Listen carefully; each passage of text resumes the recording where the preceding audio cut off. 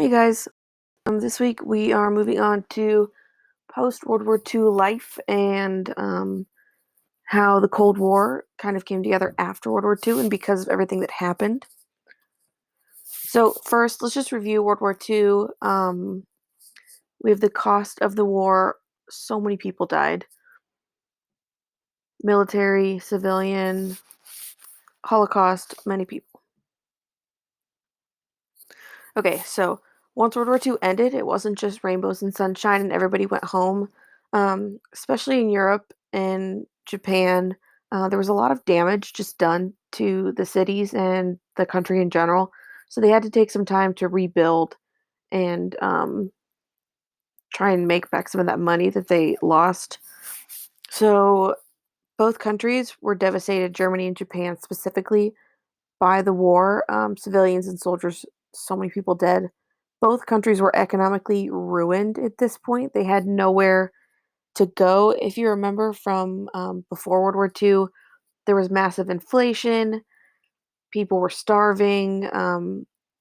It was just a really bad time for Germany, and that's kind of how Hitler gained some of his power. Is he was able to come in and help with these new economic reforms and help give food to people, and that was how he won over some of the people and gained so much of that popularity. The U.S. was in the best position to help them.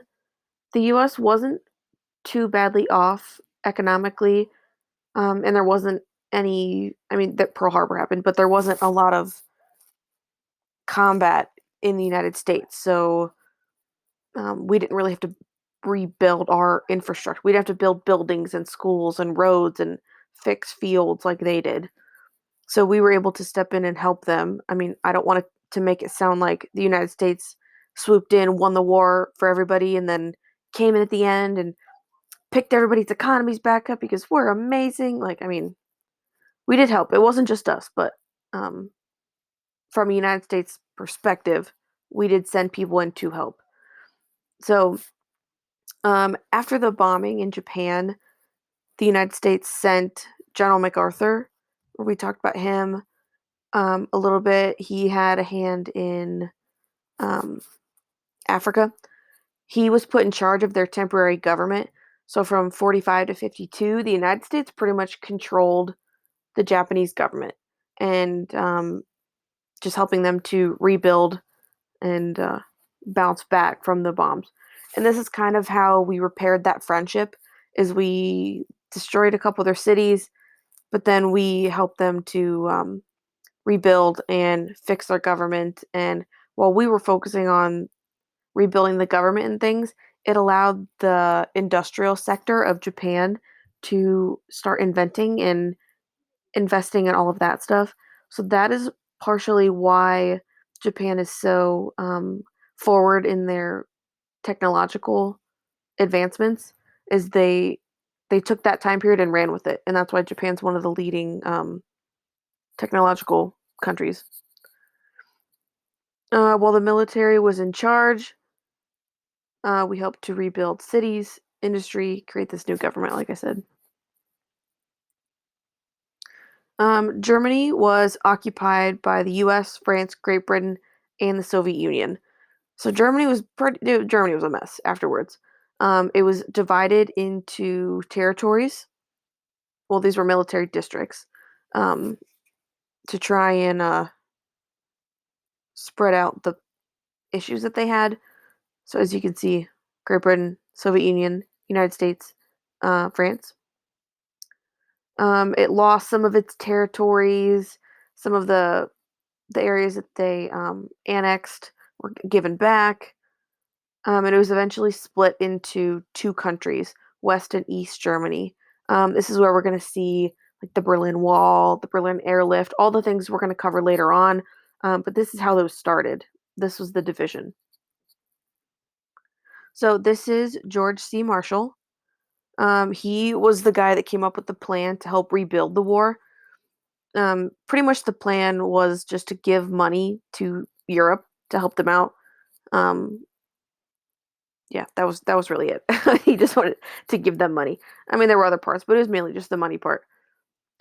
Money was especially given to nations that pledged to reject communism. So if these European countries came to the United States and said, listen, we are going to build up our democracy. We're staying away from communism, blah, blah, blah. The US would kind of favor them.